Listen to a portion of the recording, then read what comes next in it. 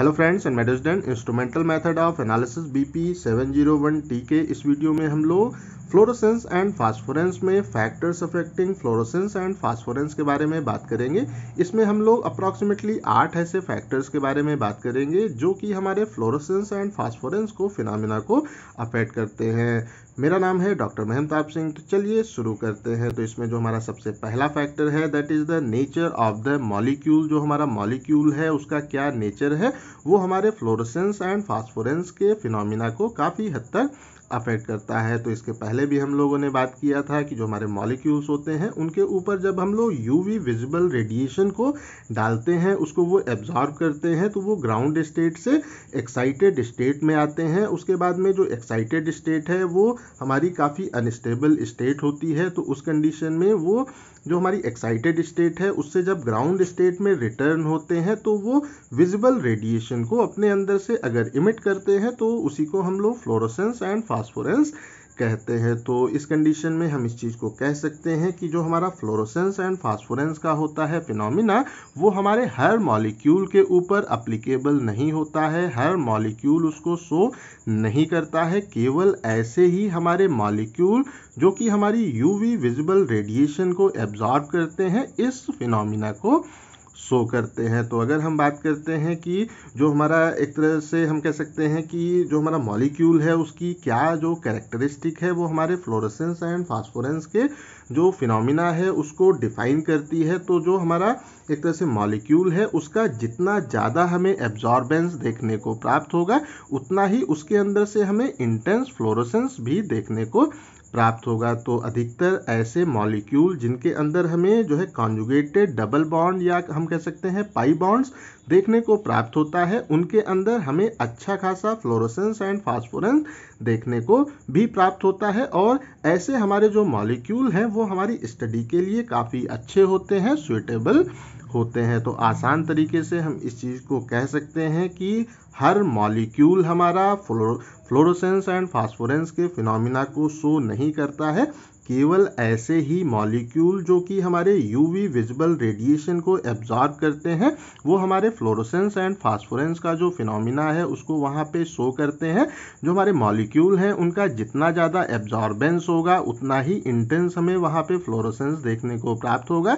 और जो हमारे मॉलिक्यूल हैं उनके अंदर अगर हमें देखने को प्राप्त होता है कॉन्जुगेटेड डबल बॉन्ड या हम कह सकते हैं जो हमारा पाई बॉन्ड है वो अगर उसके अंदर हमें देखने को प्राप्त होता है तो वो हमारी स्टडी के लिए काफ़ी अच्छा होता है क्योंकि उसके अंदर हमें एक अच्छा फ्लोरोसेंस देखने को प्राप्त होता है। उसके बाद जो हमारा है दूसरा factor that is the nature of the substituent. तो जो हमारे अलग अलग फंक्शनल ग्रुप होते हैं वो जब हमारे मॉलिक्यूल के साथ में अटैच होते हैं तो वो हमारे जो मॉलिक्यूल हैं उनके फ्लोरोसेंस एंड फास्फोरेंस का जो फिनोमिना है उसको काफ़ी हद तक अफेक्ट करते हैं। उसके ऊपर उनका एक अच्छा खासा इफेक्ट हमें देखने को प्राप्त होता है। तो अगर हमारा जो है एक तरह से सब्स्टिट्यूएंट है वो इलेक्ट्रॉन डोनेटिंग ग्रुप है, अगर हम बात करते हैं जो हमारा होता है NH2 ग्रुप है या जो हमारा OH ग्रुप है वो हमारे फ्लोरोसेंस के फिनोमिना को हमारे मॉलिक्यूल के अंदर इन्हांस करता है। अगर ये ग्रुप वहाँ पे अटैच होते हैं तो हमारा फ्लोरोसेंस वहाँ पे इन्हांस हो जाता है।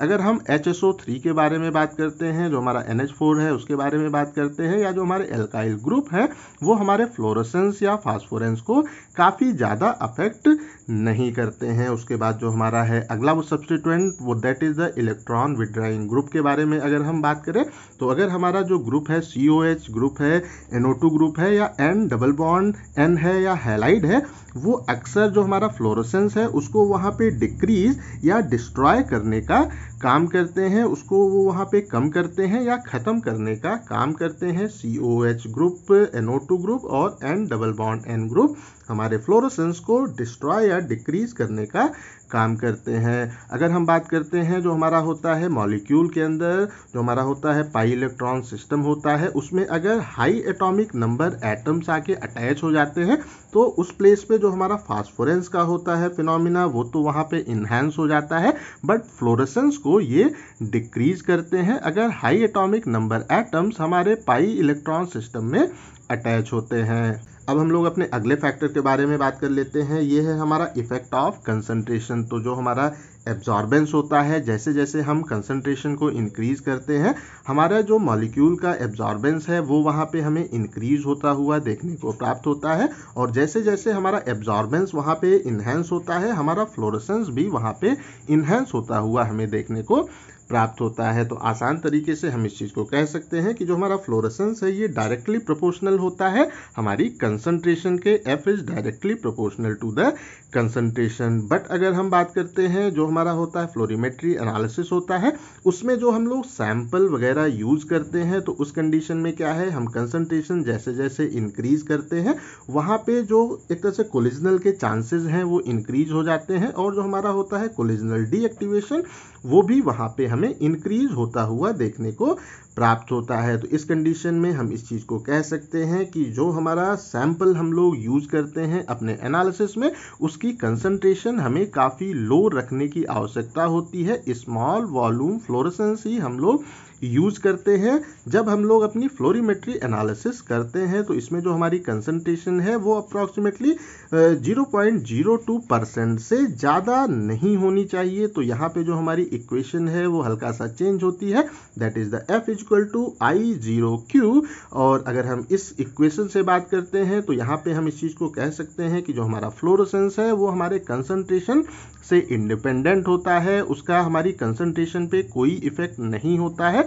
क्योंकि इस प्लेस पे हम काफ़ी लो कंसंट्रेशन का सैंपल ही यूज़ करते हैं जो हमारा कोलिजनल डीएक्टिवेशन है उसको अवॉइड करने के लिए। तो यहाँ पे हम इस चीज़ को कह सकते हैं कि जो हमारा फ्लोरेसेंस है वो प्रोपोर्शनल होता है intensity of the incident radiation. जो हम रेडिएशन वहाँ पे डाल रहे हैं उसकी इंटेंसिटी जितना ज़्यादा होगी उतना ज़्यादा हमें फ्लोरेसेंस देखने को प्राप्त होगा, और उसकी इंटेंसिटी जितना कम होगी उतना ही हमें वहाँ पे कम फ्लोरेसेंस देखने को प्राप्त होगा। उसके बाद जो हमारा अगला फैक्टर है दैट इज द एड्जॉर्प्शन। तो अगर हम इसके बारे में बात करते हैं तो इस कंडीशन में क्या है कि जो हमारा मेथड है फ्लोरीमेट्री का, जो हमारा मेथड है उसकी जो सेंसिटिविटी है उसको इन्हांस करने के लिए, उसकी जो सेंसिटिविटी है उसको अच्छा करने के लिए हमें वहाँ पे एक वेरी डाइल्यूट सोल्यूशन की आवश्यकता होती है, जिससे कि उसके अंदर किसी भी प्रकार का कोलिजनल डीएक्टिवेशन उसके अंदर ना हो, और उस कंडीशन में जो भी हमारी रीडिंग आए वो मोस्ट एक्यूरेट रीडिंग आए।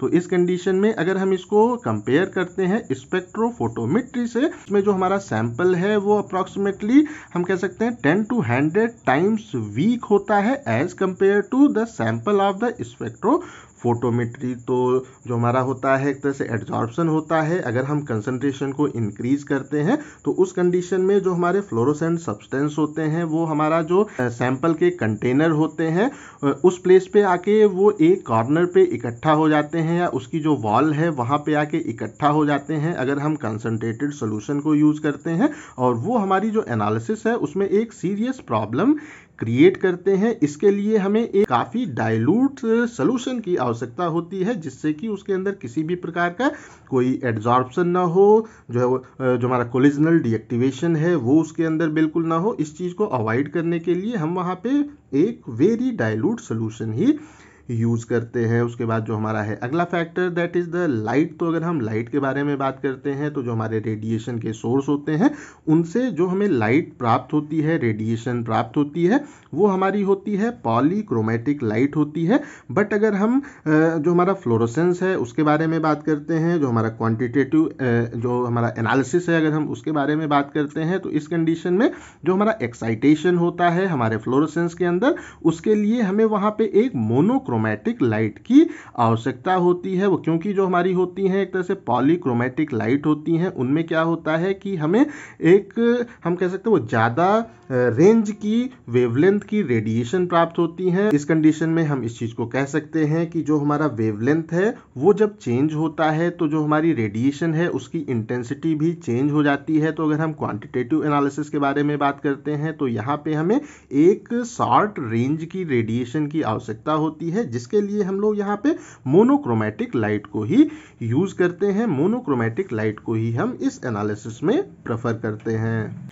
उसके बाद इसमें जो हमारा अगला फैक्टर है दैट इज द ऑक्सीजन। तो अगर हम ऑक्सीजन के बारे में बात करते हैं तो जो हमारा ऑक्सीजन की प्रेजेंस हमारे एनालिसिस में हमारे जो फ्लोरोसेंस है उसको दो तरह से ये अफेक्ट करता है। जो हमारा पहला है वो दैट इज द अगर वो हमारे फ्लोरोसेंट सब्सटेंस को ऑक्सीडाइज कर देता है, उसका ऑक्सीडेशन करता है और उसको कन्वर्ट कर देता है नॉन फ्लोरोसेंट सब्सटेंस में, तो वो हमारे फ्लोरोसेंस के फिनोमिना को अफेक्ट कर सकता है। या जो इसका दूसरा मेथड है बाय क्विंचिंग द फ्लोरोसेंस, ये हमारे फ्लोरोसेंस को वहाँ पे करता है, क्विंच करता है, या हम कह सकते हैं हमारे फ्लोरोसेंस को डिक्रीज एक तरह से करके भी ये हमारे फ्लोरोसेंस के एनालिसिस को अफेक्ट कर सकता है। तो यहाँ पे अगर हम एग्जाम्पल के बारे में बात करते हैं तो जो हमारा होता है एक तरह से एंथ्रासिन होता है, वो ऑक्सीजन से काफ़ी ज़्यादा ससेप्टेबल होता है और वो ऑक्सीजन की एक तरह से प्रेजेंस में वो उसके फ्लोरोसेंस हमें डिस्टर्बेंस देखने को प्राप्त होता है। उसके बाद जो हमारा अगला फैक्टर है दैट इज द पीएच। तो अगर हम पीएच के बारे में बात करते हैं तो जो हमारा पीएच है वो हमारी जो सब्सटेंस है उसको आयनाइज्ड या अनआयनाइज्ड फॉर्म में कन्वर्ट करने के लिए रिस्पॉन्सिबल होता है। तो जो हमारा पीएच होता है हमारे वो सोल्यूशन का, वो हमारे फ्लोरोसेंस को काफ़ी हद तक अफेक्ट करता है। अगर हम एग्जाम्पल के बारे में बात करते हैं तो जो हमारे फिनॉल्स होते हैं वो जो है वो डिसोसिएटेड और अनडिसोसिएटेड फॉर्म में फ्लोरोसेंस शो करते हैं। इन दोनों फॉर्म में उनमें हमें फ्लोरोसेंस देखने को प्राप्त होता है और ये जो हमारे दोनों फॉर्म हैं इनकी क्वांटिटी हमारे पीएच के ऊपर डिपेंड करती है। तो इस कंडीशन में हमें वहाँ पे दो पीक देखने को प्राप्त होती हैं।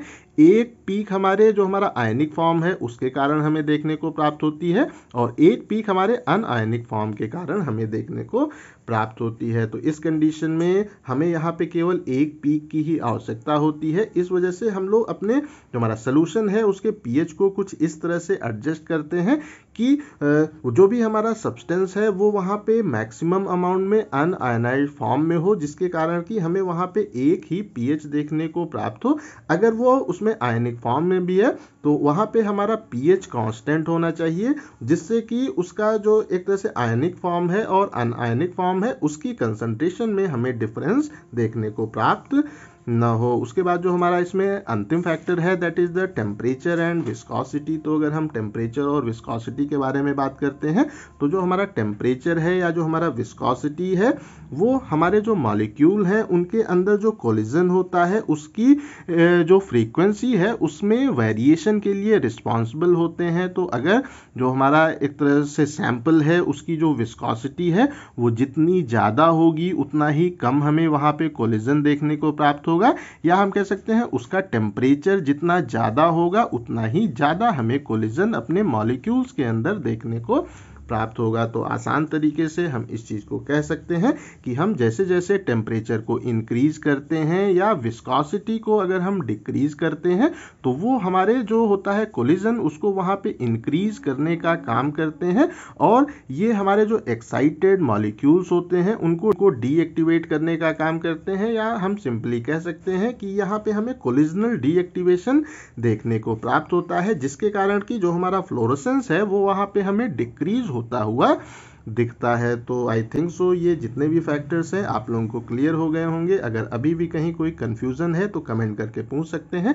इस टॉपिक का पीडीएफ आपको डिस्क्रिप्शन में मिल जाएगा। इस वीडियो को लाइक करें, अपने दोस्तों के साथ शेयर करें और ऐसे ही वीडियोस को देखने के लिए हमारे चैनल को सब्सक्राइब करना बिल्कुल भी ना भूलें। Thank you.